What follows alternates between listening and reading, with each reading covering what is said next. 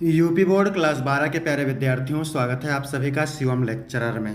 समाज शास्त्र का पेपर है जो कि बोर्ड एग्जाम 2026 के लिए सबसे ज़्यादा इम्पोर्टेंट है। तो मेरे प्यारे बच्चों, आप लोग वीडियो को पूरा अंत तक देखिएगा। पूरा पेपर एकदम अच्छे से आंसर के साथ आपको बताने वाले हैं। यदि आप वीडियो को पूरा अंत तक देखते हैं तो मैं गारंटी के साथ कह सकता हूँ कि आप 100 में 95 प्लस अंक जरूर लेकर आओगे। समय 3 घंटे 15 मिनट होता है और पूर्णांक होता है मेरे प्यारे बच्चों 100 का। यहाँ पर थोड़ा सा निर्देश देख लेते हैं, क्योंकि पेपर हल करने से पहले निर्देश पढ़ना बहुत ज़रूरी होता है। तो मेरे प्यारे बच्चों, प्रारंभ के 15 मिनट परीक्षार्थियों को प्रश्न पत्र पढ़ने के लिए निर्धारित है। सभी प्रश्न अनिवार्य हैं। प्रत्येक प्रश्न के लिए निर्धारित अंक उसके सामने दिए गए हैं और प्रश्न संख्या 1 से 10 तक बहुविकल्पीय प्रश्न है। ठीक है। प्रश्न संख्या 11 से 20 तक अति लघु उत्तरीय प्रश्न है, जिनका प्रत्येक उत्तर लगभग आपको 25 शब्दों में देना है। और प्रश्न संख्या 21 से 26 तक लघु उत्तरीय प्रश्न है, जिनका प्रत्येक उत्तर आपको 50 शब्दों में देना है। मेरे प्यारे बच्चों, प्रश्न संख्या 27 से 29 तक दीर्घ उत्तरीय प्रश्न है, जिनका प्रत्येक उत्तर लगभग 150 शब्दों में देना है। तो सभी लोग वीडियो को कर देंगे लाइक, चैनल पर नए होंगे चैनल को सब्सक्राइब कर देंगे, शेयर कर देंगे। चलिए शुरू करते हैं। सबसे पहले बहुविकल्पीय प्रश्न है। मेरे प्यारे बच्चों, निम्नलिखित प्रश्नों में प्रत्येक के 4 विकल्प दिए गए हैं, जिनमें से केवल एक उत्तर सही है। सही उत्तर चुनकर उसे अपनी उत्तर पुस्तिका में लिखिए। चलिए देखते हैं। प्रश्न नंबर 1 क्या कह रहा है मेरे प्यारे बच्चों। 1931 की भारतीय जनगणना के अध्यक्ष थे, मोस्ट इंपॉर्टेंट है, BS गुहा, SC Dubey, JH Hutton, Harvard Risley. तो 1931 की भारतीय जनगणना के अध्यक्ष थे JH हट्टन। आपका सी ऑप्शन करेक्ट हो जाएगा। ठीक है, 1931 की भारतीय जनगणना के अध्यक्ष थे JH हट्टन। मेरे प्यारे बच्चों, अगर इसका आपको PDF चाहिए तो डिस्क्रिप्शन में टेलीग्राम की लिंक मिल जाएगी, वहाँ से टेलीग्राम ज्वाइन करेंगे, आपको PDF मिल जाएगी। अब यहाँ पर 3 पॉइंट लिखे हुए हैं, इसको आप ध्यान से देख लीजिए, मोस्ट इंपॉर्टेंट है एग्जाम के लिए। जनसंख्या वृद्धि का सिद्धांत किसने दिया? माल्थस ने। जनसंख्या वृद्धि का सिद्धांत माल्थस ने दिया। जनसंख्या के प्राकृतिक निरोध का सिद्धांत ये भी माल्थस ने दिया है, तो इसमें डाउट रहता है, आप लोग बिल्कुल ध्यान रखेंगे। जनसंख्या वृद्धि का सिद्धांत माल्थस ने दिया और जनसंख्या के प्राकृतिक निरोध का सिद्धांत भी माल्थस ने दिया। और अनुकूलन जनसंख्या का सिद्धांत डाल्टन ने दिया, इसको याद रखेंगे। अनुकूलन जनसंख्या का सिद्धांत डाल्टन ने दिया। ठीक है मेरे प्यारे बच्चों। इसके बाद प्रश्न नंबर 2 है, क्या कह रहा है। भारतीय परिवार का परंपरागत स्वरूप क्या है? तो भारतीय परिवार का जो परंपरागत स्वरूप होता है वो होता है संयुक्त परिवार। ठीक है, संयुक्त परिवार होता है। सी ऑप्शन से हो जाएगा। अब यहाँ पर 3 पॉइंट लिखे हुए हैं, इसको देख सकते हैं। जाति क्या है? तो जाति एक संस्था है, इसको याद रखेंगे। जाति एक संस्था है। और ये भी क्वेश्चन खूब पूछता है, सूचना का अधिकार अधिनियम कब पारित हुआ था? तो ये 2005 में पारित हुआ था। प्रभुत्व जाति की अवधारणा किसने दिया था? MN श्रीनिवास ने। ठीक है, MN श्रीनिवास ने प्रभुत्व जाति की अवधारणा दिया था। इसके बाद मेरे प्यारे बच्चों, मोस्ट इंपॉर्टेंट तीसरा क्वेश्चन है, विश्व महिला दिवस कब मनाया जाता है? तो विश्व महिला दिवस 8 मार्च को मनाया जाता है। ठीक है, सी ऑप्शन राइट हो जाएगा। यहाँ पर इंपॉर्टेंट पॉइंट लिखे हुए हैं, तो इसको भी आप देख लीजिए। सत्य शोधक समाज की स्थापना हुई थी 1873 में। मेरे प्यारे बच्चों, भारत में पुनर्जागरण का पिता किसे कहा जाता है? राजा राम मोहन राय को। भारतवर्ष में अस्पृश्यता निरोधक अधिनियम यानी छुआछूत निरोधक अधिनियम 1955 में पारित हुआ था। अस्पृश्यता निवारण अधिनियम संविधान के अनुच्छेद 17 से संबंधित है। भारत में प्रथम पिछड़े वर्ग आयोग के अध्यक्ष कौन थे? काका कालेलकर। सत्य शोधक समाज की स्थापना ज्योतिबा फूले ने की थी, इसको याद रखेंगे। इसके बाद है चौथा नंबर प्रश्न, आधुनिकीकरण के परिणाम क्या हैं? तो नगरीकरण, नए वर्गों का उदय, श्रम का विभाजन, ये सभी। तो यहाँ पर राइट हो जाएगा ये सभी। नगरीकरण है, नए वर्गों का उदय है, श्रम का विभाजन है और ये सभी हो जाएगा आपका। इसके बाद 5 नंबर क्वेश्चन है मेरे प्यारे बच्चों, भारतीय प्रजातंत्र की प्रमुख बाधा क्या है? क्षेत्रवाद, जातिवाद, संप्रदायवाद, इनमें से सभी। तो क्षेत्रवाद भी है, जातिवाद भी है, संप्रदायवाद भी है, तीनों है भारतीय प्रजातंत्र की प्रमुख बाधा। तो आपका डी ऑप्शन राइट हो जाएगा। राज्य पुनर्गठन आयोग की स्थापना हुई थी 1956 में, इसको याद रखेंगे, मोस्ट इंपॉर्टेंट है। संविधान का 73वें संशोधन पंचायती राज व्यवस्था से संबंधित है। ठीक है, ऐसे पूछेगा, संविधान का कौन सा संशोधन पंचायती राज व्यवस्था से संबंधित है? 73वां संशोधन। पंचायती राज व्यवस्था की स्थापना 1959 में। दहेज निरोधक अधिनियम पारित हुआ था 1961 में, तो इसको ध्यान रखेंगे। आपको PDF दे दिया जाएगा, उससे आप तैयार कर लेंगे। भारत में हरित क्रांति के जनक कौन थे? Norman Borlaug, M N. Swaminathan, Mahatma Gandhi, Raja Ram Mohan Roy. Bharat में हरित क्रांति के जनक थे एम.एन. स्वामीनाथन। कौन थे? एम.एन. स्वामीनाथन। आपका बी ऑप्शन करेक्ट हो जाएगा। हरित क्रांति का संबंध कृषि उत्पादन से। हरित क्रांति का संबंध किससे है मेरे प्यारे बच्चों? कृषि उत्पादन से। हरित क्रांति का सर्वाधिक प्रभाव किस राज्य पर पड़ा? तो पंजाब पर पड़ा। भारत में हरित क्रांति 1960 से 1970 के दशक में लागू किया गया था, इसको ध्यान रखेंगे। भारत में ग्रामीण विकास के लिए मनरेगा 2 फरवरी 2006 से लागू किया गया था। ठीक है, अगला इंपॉर्टेंट पॉइंट देखते हैं। भारत का सबसे बड़ा अस्थायी बाजार कौन सा है? पुष्कर मेला है। गुजरात राज्य में बेगार प्रथा को हलपत कहते हैं। क्या कहते हैं? हलपत कहते हैं। और कर्नाटक राज्य में बेगार प्रथा को जीत कहते हैं, तो इसको आप ध्यान रखेंगे। इसके बाद 7 नंबर क्वेश्चन है, स्वतंत्र भारत में भूमि सुधार का प्रमुख उदाहरण क्या है? कीटनाशक उपलब्ध कराना, कृषि ऋण का प्रावधान, जमींदारी उन्मूलन, सिंचाई की व्यवस्था। तो ये सही हो जाएगा, जमींदारी उन्मूलन। स्वतंत्र भारत में भूमि सुधार का प्रमुख उदाहरण है जमींदारी उन्मूलन। इसके बाद क्वेश्चन नंबर 8 है, उदारीकरण का संबंध किससे है? तो उदारीकरण का संबंध मेरे प्यारे बच्चों आर्थिक नीतिगत निर्णयों से है। आर्थिक नीतिगत निर्णयों से है उदारीकरण का संबंध, इसको ध्यान रखेंगे। ठीक है, और 1918 में सर्वप्रथम मजदूर संघ की स्थापना बीपी वाडिया ने किया था। बीपी वाडिया ने किया था, तो इसको आप ध्यान रखेंगे। 1918 में सर्वप्रथम मजदूर संघ की स्थापना बीपी वाडिया ने किया था। इसके बाद है 9 नंबर क्वेश्चन, क्या कह रहा है? चिपको आंदोलन के जनक कौन थे? सुंदरलाल बहुगुणा चिपको आंदोलन के जनक थे, इसको ध्यान रखेंगे। और इससे रिलेटेड सभी प्रश्न बनने वाले, सभी इंपॉर्टेंट प्रश्न यहाँ पे दिए हुए हैं, तो इनको आप जरूर पढ़ेंगे। चंपारण सत्याग्रह का नेतृत्व महात्मा गांधी ने किया था। ऑल इंडिया किसान सभा का उदय 1936 में हुआ। भारत में प्रथम अन्य पिछड़ा वर्ग आयोग 1953 में नियुक्त किया गया। चिपको आंदोलन का संबंध उत्तराखंड राज्य से है।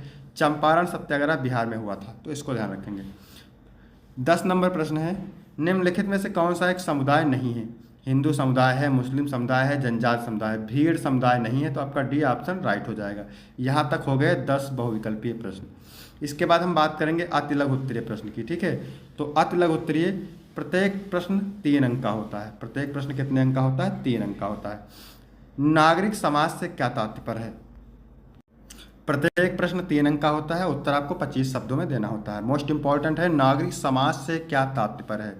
तो नागरिक समाज से तात्पर्य ऐसे संगठनों, संस्थाओं और व्यक्तियों के समूह से है जो सरकार और निजी क्षेत्र से स्वतंत्र होकर सामाजिक हित में कार्य करते हैं। यानी नागरिक समाज से मतलब है ऐसे संगठन, संस्थाओं और व्यक्तियों के समूह से जो सरकार और निजी क्षेत्र से स्वतंत्र होकर सामाजिक हित में कार्य करते हैं।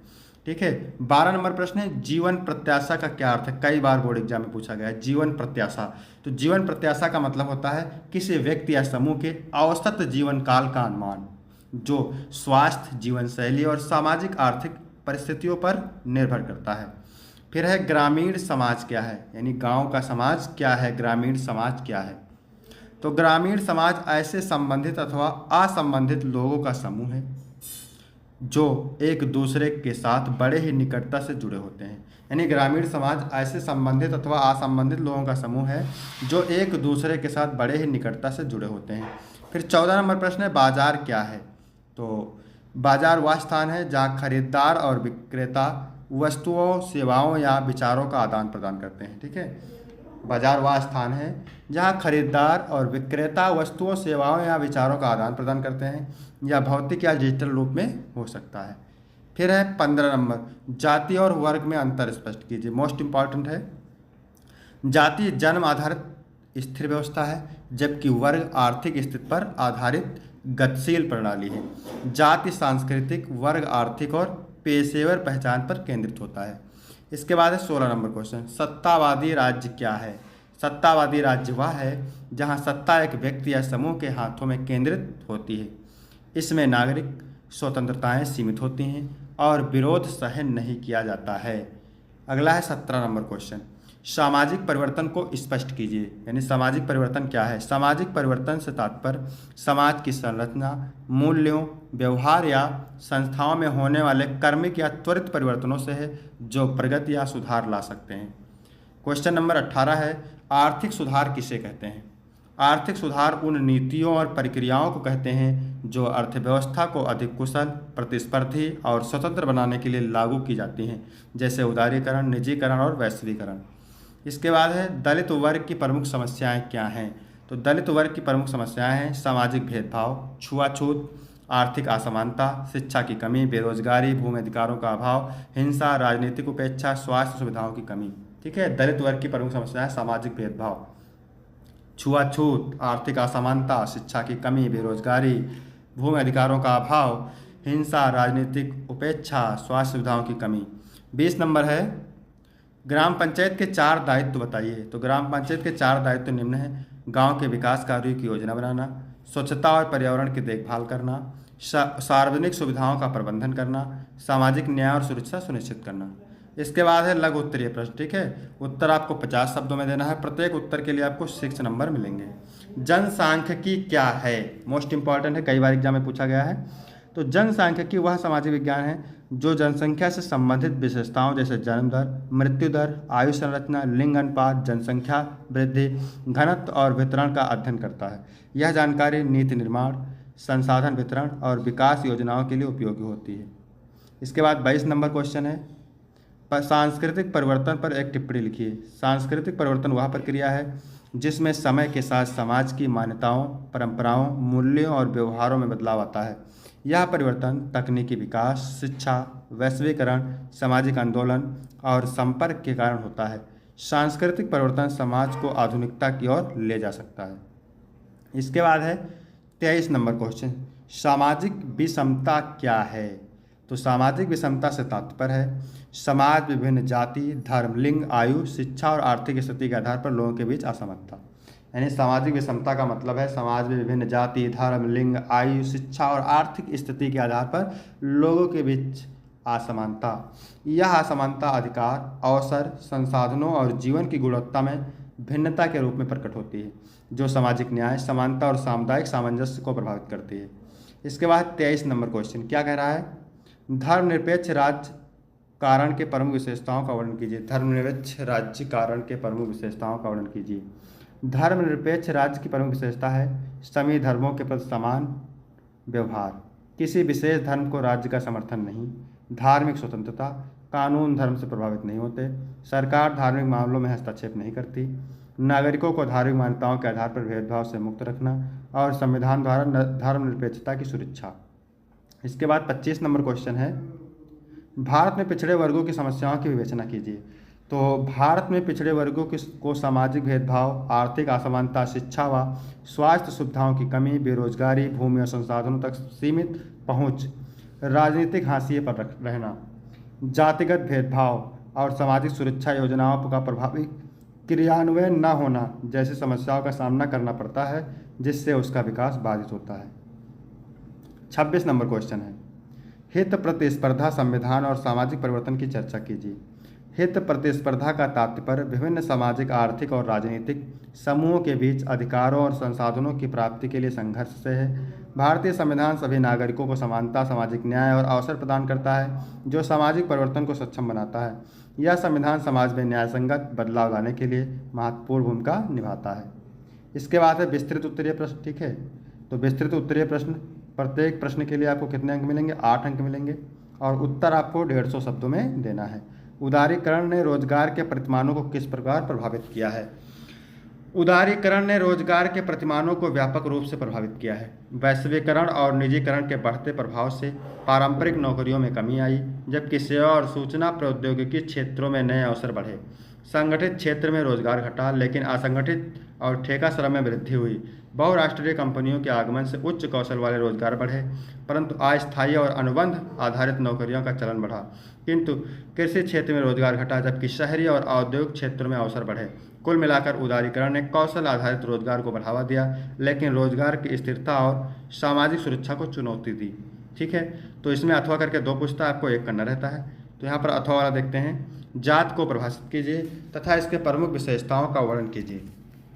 तो जात समाज का एक ऐसी सामाजिक वर्ग है जिसका निर्धारण जन्म के आधार पर होता है। यह प्राचीन भारतीय समाज की एक विशिष्ट व्यवस्था है जिसमें व्यक्ति की सामाजिक स्थिति, व्यवसाय और विवाह संबंधों को नियंत्रित किया जाता है। ठीक है, जात की प्रमुख विशेषताएं निम्न हैं। पहली विशेषता जन्म आधारित वर्गीकरण। इसमें जात में सदस्यता जन्म से निर्धारित होती है। एंडोगैमी, विवाह केवल अपनी जात में ही होता है। पारंपरिक व्यवसाय, व्यवसाय पीढ़ी दर पीढ़ी चलता है। सामाजिक श्रेणीकरण, इसमें क्या होता है, जातियाँ ऊंच नीच के आधार पर व्यवस्थित होती हैं। सामाजिक प्रतिबंध, खान पान उठना बैठना आदि में सीमाएं होती हैं। फिर 28 नंबर क्वेश्चन है, लोकतंत्र को परिभाषित कीजिए। लोकतंत्र में दबाव समय की भूमिका का वर्णन कीजिए। लोकतंत्र की परिभाषा देख लेते हैं। लोकतंत्र एक ऐसी शासन प्रणाली है जिसमें जनता को सरकार चुनने और नीतियों में भागीदारी का अधिकार होता है। इसमें जनता की सहमति और प्रतिनिधित्व के आधार पर सरकार कार्य करता है। इसके बाद है दबाव समूहों की भूमिका। जनमत निर्माण, विभिन्न मुद्दों पर जनता को जागरूक करते हैं। नीति निर्माण में प्रभाव, सरकार पर नीतिगत बदलाव के लिए दबाव डालते हैं। हितों की रक्षा, विशेष वर्गों, व्यवसाय या समुदायों के अधिकारों की रक्षा करते हैं। सरकार की जवाबदेही बढ़ाना, शासन की पारदर्शिता और जवाबदेही सुनिश्चित करते हैं। वैकल्पिक विचार प्रस्तुत करना, लोकतंत्र में विविध दृष्टिकोण प्रस्तुत कर नीतिगत सुधार में योगदान देते हैं। इसके बाद अथवा वाला देखिएगा, इसके बाद क्या लिखा हुआ है, सामाजिक आंदोलन का क्या अर्थ है, इसके विचारों प्रकारों की विवेचना कीजिए। सामाजिक आंदोलन का अर्थ, सामाजिक आंदोलन संगठित प्रयास होते हैं जिनका उद्देश्य समाज में परिवर्तन लाना या किसी सामाजिक समस्या के खिलाफ विरोध प्रकट करना होता है। ये आंदोलन आमतौर पर असंतोष, अन्याय या सुधार की आवश्यकता से उत्पन्न होते हैं। इसके बाद है सामाजिक आंदोलन के प्रकार। तो पहला आंदोलन है सुधारात्मक आंदोलन, सामाजिक कुरीतियों को सुधारने के लिए, जैसे ब्रह्म समाज आंदोलन। क्रांतिकारी आंदोलन, संपूर्ण सामाजिक या राजनीतिक बदलाव लाने के लिए, जैसे भारतीय स्वतंत्रता आंदोलन। प्रतिगामी आंदोलन, परंपरागत मूल्यों को बनाए रखने के लिए, जैसे खाप पंचायत आंदोलन। इसके बाद है नव सामाजिक आंदोलन, पर्यावरण, मानवाधिकार, नारीवाद आदि से जुड़े मुद्दों पर केंद्रित, जैसे चिपको आंदोलन। इसके बाद है 29 नंबर क्वेश्चन, क्या कह रहा है, भारत में सामाजिक परिवर्तन के कारणों एवं परिणामों की विवेचना कीजिए। तो भारत में सामाजिक परिवर्तन के कारण क्या है, आर्थिक विकास, इसमें औद्योगिकरण और वैश्वीकरण से जीवन शैली बदली। दूसरा है शिक्षा का प्रसार, इसमें क्या होता है, वैज्ञानिक सोच और समानता की भावना विकसित हुई। कानूनी सुधार में सामाजिक न्याय और अधिकारों को बढ़ावा मिला, जैसे जाति आधारित भेदभाव विरोधी कानून। तकनीकी प्रगति, डिजिटल क्रांति और संचार साधनों के समाज में बदलाव आया।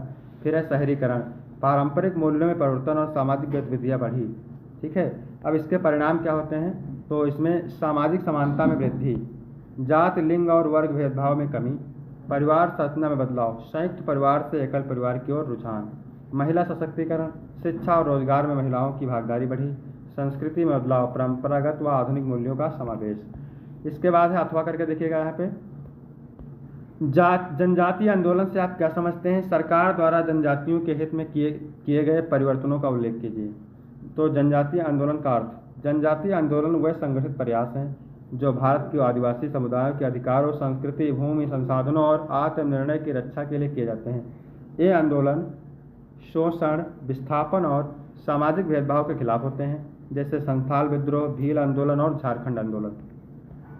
सरकार द्वारा किए गए प्रयास, तो इसमें संवैधानिक सुरक्षा, अनुसूचित जनजातियों के लिए आरक्षण और विशेष अधिकार, पंचायती राज अधिनियम में 1996 में हुआ, ग्राम सभाओं को अधिक अधिकार, वन अधिकार अधिनियम 2006 में हुआ, इसमें जंगलों पर जनजातियों के अधिकारों को मान्यता मिली, जनजातीय मंत्रालय, नीति निर्माण और विकास योजनाएं शामिल हैं, शिक्षा और रोजगार योजनाएं, एकलव्य मॉडल स्कूल, वनोपज समर्थन मूल्य योजना।